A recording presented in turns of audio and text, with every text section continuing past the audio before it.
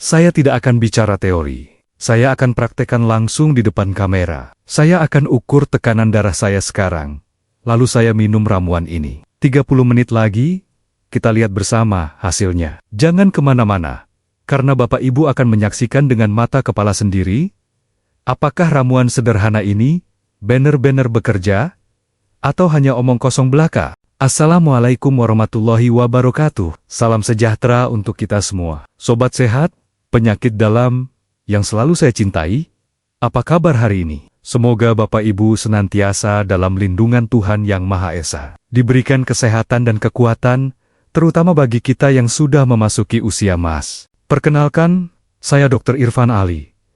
Setiap hari saya berhadapan dengan pasien-pasien yang datang dengan berbagai keluhan. Dan dari sekian banyak penyakit, hipertensi atau darah tinggi ini adalah yang paling sering saya jumpai. Bahkan banyak yang tidak sadar kalau dirinya mengidap darah tinggi, sampai akhirnya terkena stroke atau komplikasi lainnya. Nah, sebelum kita masuk ke eksperimen yang sangat menarik ini, saya ingin menyampaikan satu hal penting. Jika Bapak Ibu merasa channel ini bermanfaat, jika Bapak Ibu ingin selalu mendapatkan informasi kesehatan yang benar dan terpercaya, silakan tekan tombol subscribe di bawah sana. Jangan lupa juga aktifkan lonceng notifikasinya. Karena dengan subscribe, Bapak Ibu sudah mendukung saya untuk terus membuat konten-konten edukasi kesehatan. Gratis, dan insya Allah membawa berkah. Sekarang, saya ingin Bapak Ibu berbagi cerita di kolom komentar. Tuliskan, saya punya darah tinggi,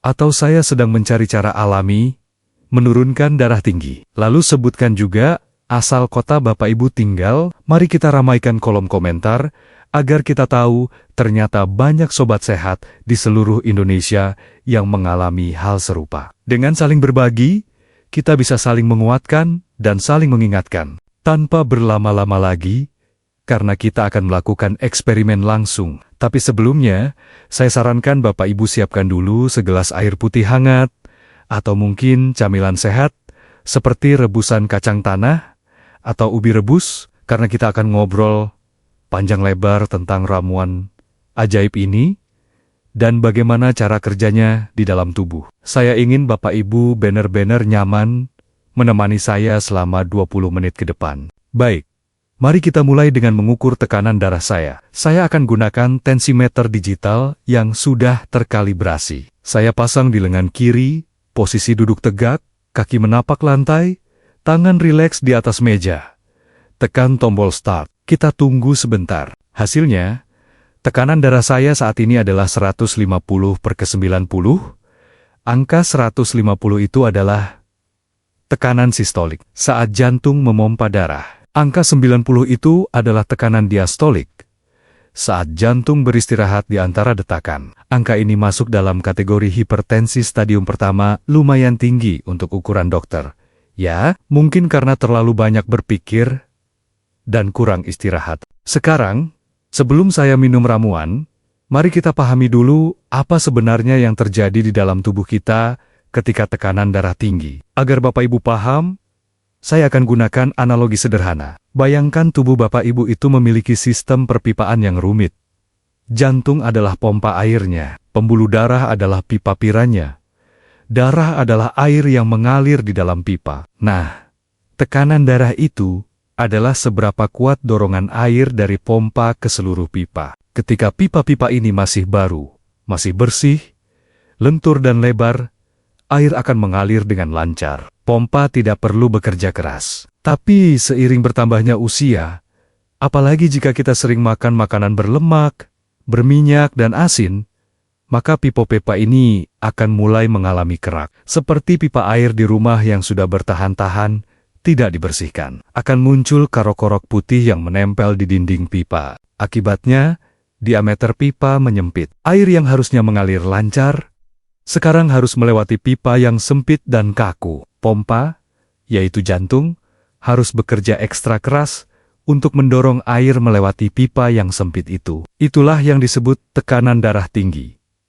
Jantung memompa lebih kuat, tekanannya membesar. Nah, ada 3 bahaya utama jika kondisi ini dibiarkan terus-menerus. Bahaya pertama adalah kerusakan pada jantung itu sendiri. Bayangkan jika Bapak Ibu memaksa pompa air bekerja terus-menerus dengan tekanan tinggi tanpa henti. Otot pompa akan semakin tebal, semakin besar, tapi justru semakin lemah. Ini seperti balon yang terus ditiup. Lama-lama balonnya menipis dan bisa meletus. Dalam dunia medis, kondisi ini disebut hipertrofi ventrikel kiri. Jantung membesar bukan karena kuat, tapi karena kelelahan. Akhirnya, jantung bisa mengalami gagal jantung, yaitu kondisi di mana jantung tidak mampu lagi memompa darah dengan efektif. Akibatnya, cairan akan menumpuk di paru-paru dan kaki. Bapak Ibu akan sesak napas dan bengkak-bengkak. Bahaya kedua adalah kerusakan pada otak. Pembuluh darah di otak itu sangat halus dan rapuh. Ketika tekanan darah tinggi terus-menerus, dinding pembuluh darah ini bisa menipis dan membentuk seperti balon kecil yang disebut aneurisma. Suatu saat, ketika tekanan darah melonjak tiba-tiba, misalnya karena marah atau mengejan, balon kecil ini bisa pecah. Itulah yang disebut stroke perdarahan. Atau sebaliknya, karena tekanan tinggi, plak-plak lemak di pembuluh darah bisa terlepas dan menyumbat aliran darah ke otak, menyebabkan stroke sumbatan. Sekali Bapak Ibu terkena stroke, bisa lumpuh separuh badan, sulit bicara, atau bahkan terbaring di tempat tidur selamanya. Bahaya ketiga adalah kerusakan pada ginjal. Ginjal itu adalah pabrik penyaring darah. Di dalam ginjal ada jutaan saringan halus yang disebut nefron. Saringan ini bekerja dengan tekanan tertentu. Ketika tekanan darah terlalu tinggi, saringan-saringan ini rusak, seperti saringan kopi yang robek karena terlalu sering ditekan. Akibatnya, zat-zat yang seharusnya dibuang seperti racun, malah bocor kembali ke darah. Dan zat-zat yang seharusnya ditahan seperti protein, malah ikut terbuang keluar bersama urin. Jika ginjal rusak parah, Bapak Ibu harus menjalani cuci darah seumur hidup. Dan cuci darah itu bukan perkara mudah. Biayanya mahal, waktunya lama, dan kualitas hidup menurun drastis. Sekarang, setelah kita paham betapa berbahayanya darah tinggi, mari kita bicarakan solusinya. Kembali ke eksperimen kita. Saya akan membuat ramuan yang konon mampu menurunkan tekanan darah dalam waktu singkat. Ramuan ini terbuat dari dua bahan dapur yang sangat murah dan mudah didapat: kayu manis dan daun salam. Saya, sebagai dokter, tentu tidak asal percaya pada klaim-klaim seperti ini. Saya harus melihat bukti ilmiahnya. Dan ternyata, setelah saya pelajari, kedua bahan ini memang memiliki khasiat yang luar biasa untuk membantu menurunkan tekanan darah. Mari saya pandu Bapak Ibu untuk membuatnya dengan detail yang sangat rinci. Pertama, bahan-bahannya. Kita butuh 2 ruas kayu manis. Perhatikan, saya katakan ruas, bukan batang. Ruas itu kira-kira sepanjang ruas jari telunjuk Bapak Ibu.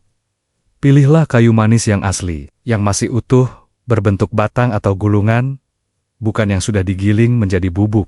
Karena yang masih utuh, kualitas minyak atsirinya lebih terjaga. Kayu manis mengandung senyawa aktif bernama sinamaldehida dan eugenol. Senyawa ini bekerja sebagai vasodilator, yaitu pelebar pembuluh darah. Ketika pembuluh darah melebar, seperti pipa yang kita perbesar diameternya, maka tekanan air atau darah akan turun dengan sendirinya. Kedua, kita butuh 3 lembar daun salam. Bukan daun salam kering yang sudah hancur, tapi daun salam segar yang masih hijau dan utuh. Daun salam ini mengandung flavonoid, tanin, dan minyak atsiri. Senyawa-senyawa ini bersifat diuretik alami. Artinya, ia merangsang ginjal untuk mengeluarkan lebih banyak urin. Dengan keluarnya urina, maka volume cairan dalam darah berkurang. Ingat analogi pompa air tadi. Jika airnya dikurangi, tekanan airnya juga akan berkurang. Selain itu, daun salam juga membantu menghambat enzim pengubah angiotensin, yaitu enzim yang menyebabkan penyempitan pembuluh darah. Jadi 2 mekanisme sekaligus. Pembuluh darah dilebarkan dan volume darah dikurangi. Ketiga, kita butuh 1 liter air. Gunakan air bersih, air mineral biasa, bukan air panas dari dispenser. Sekarang, cara mengolahnya, ini yang penting. Jangan asal seduh seperti teh. Langkah pertama, Cuci bersih kayu manis dan daun salam dengan air mengalir. Pastikan tidak ada kotoran atau debu yang menempel. Untuk daun salam, pastikan Bapak Ibu cuci setiap helainya satu persatu. Langkah kedua, siapkan panci kecil atau panci berbahan stainless steel atau enamel. Jangan gunakan panci aluminium, karena aluminium bisa bereaksi dengan senyawa aktif herbal. Masukkan 1 liter air ke dalam panci. Langkah ketiga, masukkan 2 ruas kayu manis dan 3 lembar daun salam ke dalam air. Pastikan semua bahan terendam. Langkah keempat, nyalakan api kompor dengan api sedang, bukan api besar. Api sedang ini penting agar proses perebusan berlangsung perlahan dan senyawa aktifnya keluar secara maksimal. Jika api terlalu besar, air cepat habis, tapi zat aktifnya belum sempat terekstrak semua. Langkah kelima, tunggu hingga air mendidih. Setelah mendidih, kecilkan api menjadi api kecil. Biarkan mendidih perlahan selama 10 hingga 15 menit. Perhatikan perubahan yang terjadi. Air akan mulai berubah warna. Awalnya bening, perlahan menjadi kekuningan, lalu semakin pekat menjadi kecoklatan. Aroma khas kayu manis yang harum dan hangat akan mulai tercium di dapur. Bau daun salam yang segar juga akan bercampur, menciptakan aroma yang menenangkan. Langkah keenam, setelah 15 menit, matikan api. Biarkan air rebusan ini dingin sejenak dalam panci. Jangan langsung disaring. Biarkan selama 5-10 menit, agar proses ekstraksi terus berlangsung meskipun api sudah mati. Langkah ketujuh, saring air rebusan ke dalam teko atau botol kaca. Buang ampas kayu manis dan daun salam. Hasilnya akan sekitar 700-800 ml air rebusan, karena sebagian air menguap selama perebusan. Nah, saya sudah siapkan ramuannya. Saya akan tuang ke dalam gelas. Warnanya coklat pekat. Aromanya sangat harum. Sekarang, saya akan minum ramuan ini. Saya minum hangat-hangat, 1 gelas penuh. Saya akan beri jeda 30 menit. Tapi selama 30 menit itu, kita tidak akan diam. Kita akan bahas banyak hal, termasuk mitos-mitos seputar darah tinggi yang sering menyesatkan masyarakat. Sebelum itu, saya perlu meluruskan beberapa anggapan salah. Mitos pertama, kalau sudah minum obat dokter, tidak perlu jaga makan. Ini salah besar. Obat dokter hanya mengontrol tekanan darah, tapi jika Bapak Ibu terus makan asin, makan berlemak, obat tidak akan bekerja optimal. Mitos kedua, kalau tekanan darah sudah normal, boleh berhenti minum obat. Ini sangat berbahaya. Tekanan darah normal karena obat, bukan karena penyakitnya sembuh. Jika dihentikan mendadak, tekanan darah bisa melonjak lebih tinggi dari sebelumnya. Mitos ketiga, ramuan herbal bisa menggantikan obat dokter sepenuhnya. Ini juga keliru. Ramuan herbal adalah terapi pendukung, bukan pengganti. Jika dokter sudah meresepkan obat, tetaplah minum obat, dan konsultasikan jika ingin menambahkan ramuan herbal. Sambil menunggu 30 menit, saya ingin Bapak Ibu melakukan tes sederhana di rumah. Tes ini untuk mengetahui apakah Bapak Ibu berisiko terkena komplikasi darah tinggi. Caranya mudah. Coba Bapak Ibu duduk tegak di kursi. Letakkan telapak tangan kanan di dada, tepat di tengah-tengah, di area jantung. Sekarang, dengan tangan kiri, coba tekan bagian pergelangan tangan kiri, cari denyut nadi. Rasakan denyutnya selama 15 detik. Hitung berapa kali denyut dalam 15 detik, lalu kalikan ke 4. Itulah denyut nadi per menit. Setelah itu, tanpa melepas tangan dari dada, coba Bapak Ibu rasakan, apakah detak jantung terasa tidak beraturan? Apakah ada jeda yang terlalu panjang? Apakah ada detak yang seperti melompat? Lakukan sekarang, saya akan diam sejenak.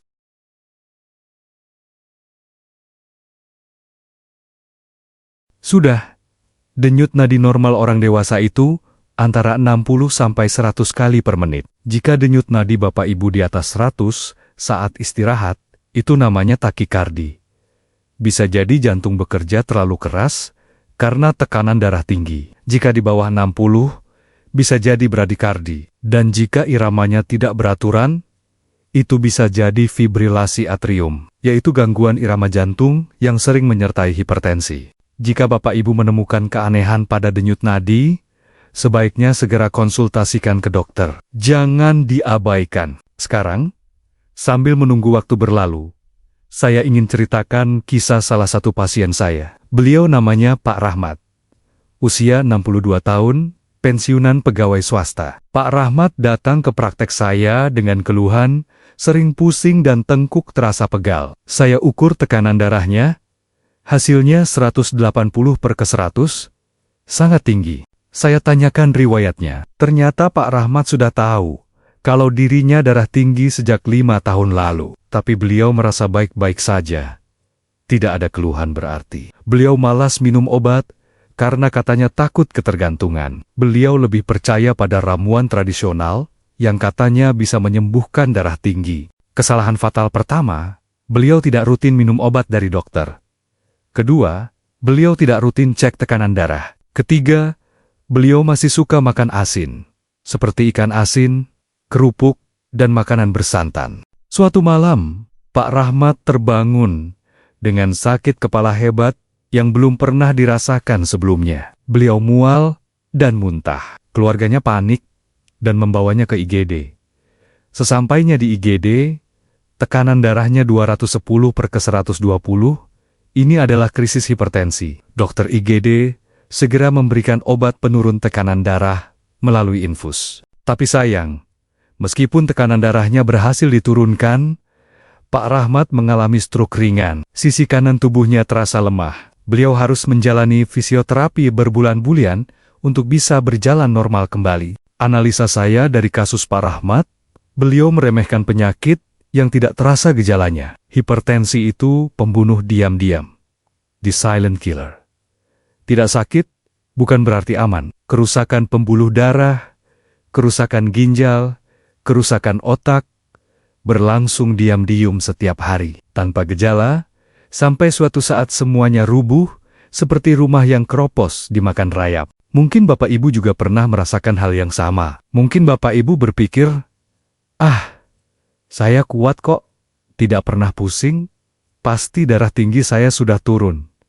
Jangan tertipu, satu-satunya cara tahu tekanan darah adalah dengan mengukurnya, bukan dengan perasaan. Baiklah Sobat Sehat, waktu 30 menit sudah hampir habis. Sambil menunggu detik-detik terakhir, saya akan menjawab beberapa pertanyaan yang sering diajukan pasien. Dan jika Bapak Ibu merasa informasi ini penting, silakan like video ini. Karena like akan membantu channel ini menjangkau lebih banyak orang yang membutuhkan. Nah dokter, saya mau tanya, pertanyaan pertama dari Ibu Aminah di Jakarta. Dokter Irfan, apakah ramuan kayu manis dan daun salam ini aman diminum setiap hari? Saya ingin mencoba, tapi takut ada efek sampingnya. Jawaban saya, Ibu Aminah, ramuan ini relatif aman jika diminum dalam jumlah wajar. Saya sarankan cukup 1 gelas per hari, jangan berlebihan. Kayu manis dalam dosis sangat tinggi bisa mempengaruhi fungsi hati karena mengandung kumarin. Daun salam juga aman, tapi jika diminum berlebihan, bisa menyebabkan kantuk. Jadi bijaksanalah. 1 gelas sehari sudah cukup. Pertanyaan kedua dari Pak Budi di Yogyakarta. Dokter, saya sudah minum obat amlodipin dari puskesmas. Apakah boleh saya minum ramuan ini bersamaan dengan obat saya? Jawaban saya, Pak Budi, ini pertanyaan penting. Ramuan kayu manis dan daun salam memiliki efek menurunkan tekanan darah. Jika diminum bersamaan dengan obat dokter, efeknya bisa double, dan tekanan darah bisa turun terlalu drastis, yang justru berbahaya. Jangan diminum dalam waktu yang bersamaan. Beri jeda minimal 2-3 jam. Dan yang terpenting, pantau tekanan darah Bapak secara rutin. Jika tekanan darah sudah normal, konsultasikan dengan dokter. Apakah dosis obat perlu dikurangi? Jangan pernah menghentikan atau mengurangi obat sendiri tanpa sepengetahuan dokter. Pertanyaan ketiga dari Ibu Dewi di Surabaya. Dokter, apakah ramuan ini bisa diminum oleh penderita penyakit ginjal? Jawaban saya, Ibu Dewi, untuk penderita penyakit ginjal, terutama yang sudah lanjut, harus sangat berhati-hati. Daun salam bersifat diuretik yang membuat ginjal bekerja lebih keras mengeluarkan urin. Jika ginjal sudah lemah, Memaksanya bekerja keras justru bisa memperburuk kondisi. Selain itu, ramuan herbal apapun sebaiknya dikonsultasikan dulu dengan dokter spesialis ginjal yang merawat ibu. Jangan coba-coba tanpa pengawasan medis. Baik, sobat sehat, waktu 20 menit telah berlalu. Mari kita ukur kembali tekanan darah saya. Saya pasang manset, posisi sama seperti tadi. Tekan tombol start, kita tunggu. Hasilnya, tekanan darah saya sekarang adalah 135/85, turun dari 150/90 menjadi 135/85, penurunan 15 poin untuk sistolik dan 5 poin untuk diastolik. Apakah ini berarti ramuan ini ajaib? Tidak juga. Penurunan ini terjadi karena beberapa faktor. Efek relaksasi dari kayu manis, efek diuretik ringan dari daun salam, dan juga karena selama 30 menit ini, saya duduk tenang, tidak stres, tidak merokok, tidak minum kopi. Tapi yang jelas, ramuan ini terbukti secara ilmiah membantu menurunkan tekanan darah.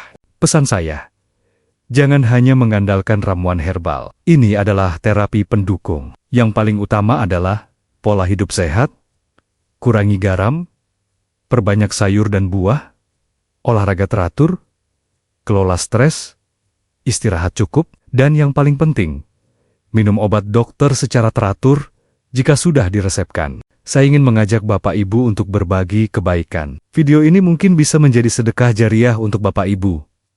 Caranya mudah, share video ini ke grup WhatsApp keluarga, grup arisan, atau grup pengajian. Beritahu mereka bahwa ada cara alami yang bisa dicoba untuk membantu menurunkan darah tinggi. Dengan berbagi, ilmu ini akan terus mengalir pahalanya. Sebelum saya akhiri, marilah kita panjatkan doa. Saya doakan, semoga Bapak Ibu sekalian selalu diberikan kesehatan yang prima. Semoga tekanan darah kita selalu terkontrol, dijauhkan dari stroke, gagal jantung, dan kerusakan ginjal. Semoga setiap langkah kita selalu diberkahi dan menjadi langkah kebaikan. Untuk yang sedang sakit, semoga diberikan kesabaran dan kesembuhan yang segera. Amin, ya Robbal Alamin. Saya Dr. Irfan Ali, salam hangat dan sehat selalu untuk kita semua. Sampai jumpa di video Sobat Sehat Penyakit Dalam berikutnya, dengan topik-topik kesehatan menarik lainnya. Wassalamualaikum warahmatullahi wabarakatuh.